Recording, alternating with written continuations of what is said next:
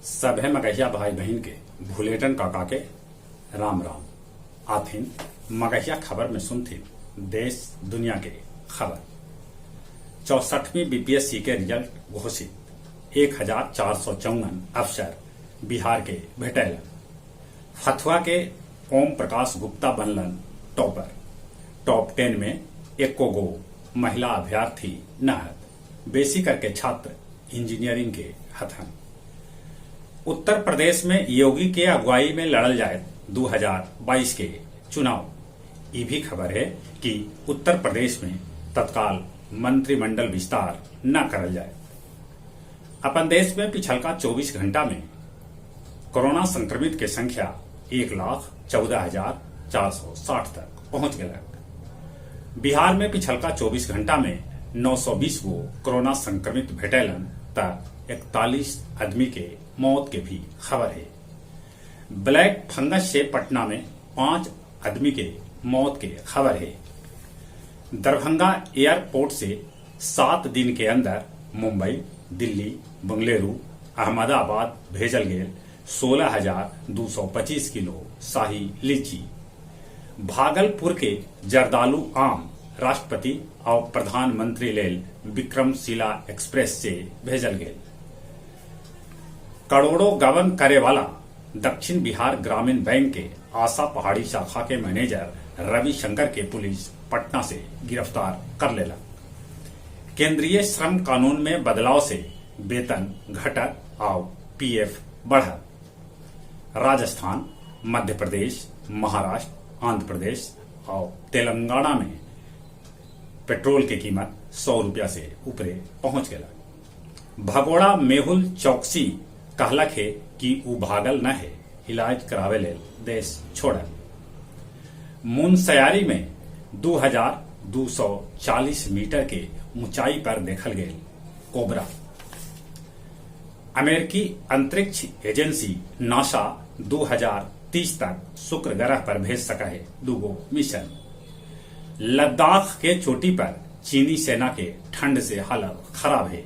एक बच्छर के अंदर 90% सैनिक के रोटेट करे पड़ल चीन के।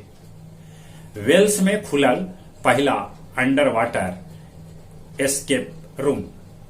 भारत नेपाल सीमा पर सिक्किम से लेके उत्तराखंड तक 14 गो हॉट स्पॉट चिन्हित कैल गए हैं। कंबोडिया में बीतल 5 बच्छर में 99 गो बारूदी सुरंग के पता लगावे वाला अफ्रीकी नस्ल के भगवा चूहा सेवानिवृत्त हो गया। इराक के जेरेंड शहर में एगो स्टील फैक्ट्री में दनादन कई गो धमाका होल और पूरा फैक्ट्री जल के खाक हो गए। जर्मनी और श्रीलंका में बाढ़ कहर बरपा रहा है। उन्हें अफगानिस्तान में एगो बस पर हमला कैल गए जरा में 11 यात्री के मरे के सूचना है। गुरारू के डीहा गांव के आर्मी के जवान पिंटू सिंह, उनकर पत्नी और बेटा के मौत जीटी रोड पर खम्मी दौरा मोड़ पर कार पर गिट्टी लदल ट्रक पलटे से हो गए। उनकर बेटी इस दुर्घटना में बाल बाल बच गया। बोधगया में कार के डिक्की में मिलल 6 साल के बच्चा के शव। गया के पारा 38 डिग्री के पार पहुंच गया।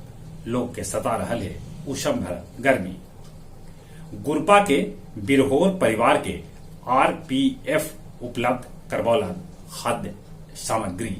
और 64वीं बीपीएससी में गया जिला के सफल उम्मीदवार के टोला टाटी के तरफ से बधाई। और अब कुछ खेल के समाचार। इंग्लैंड और न्यूजीलैंड के बीच खेलल जा रहा पहल का टेस्ट मैच ड्रा के तरफ बढ़ रहा है।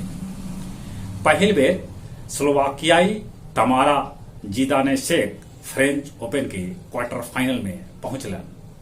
रूस के अनास्तिया पाव्लुचोकोवा 10 बच्छर बाद फ्रेंच ओपन के क्वार्टर फाइनल में पहुंचलन। और एशियाई फुटबॉल चैंपियनशिप में भारत के बांग्लादेश के हराना जरूरी है। जहां तक मौसम के सवाल है, समय पर झारखंड और बिहार दोनों जगह मानसून पहुंचा।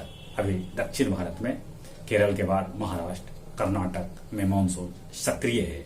ई बच्छर सामान्य वर्षा होवे के उम्मीद है।